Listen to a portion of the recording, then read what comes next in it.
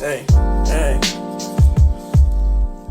Volví a dormitar soñando en una vigilia menos grotesca. La verdad se deslumbra en la oscuridad como un tapiz de fondo con una melodía sutil siempre presente. Me fui acostumbrando a los momentos sin ti y a las horas inmóviles. Ojalá la suerte permitiera permanecer junto a mí día y noche. Ella era un cero a la izquierda ante los ojos de todos. Yo una causa de sorpresa en los ojos correctos. Esta vez se reveló, preferí estar a mi lado. Estuvo pendiente, ayudando a lo que no había logrado. En este tiempo aprendí su intrínseca convicción que me había enseñado. Los dos poco a poco nos fuimos cerrando, curando, dando cuenta no todos son malos. Me voy a anhelar dejar ir lo que nunca tuve. Suele llegar aún el amor de su perfume en momentos tristes. No era yo el Nora que pudiera finalizar su errante evacuación. Mira, en silencio se acercó para abrazarme y decirme: esta vez no eres tú, soy yo,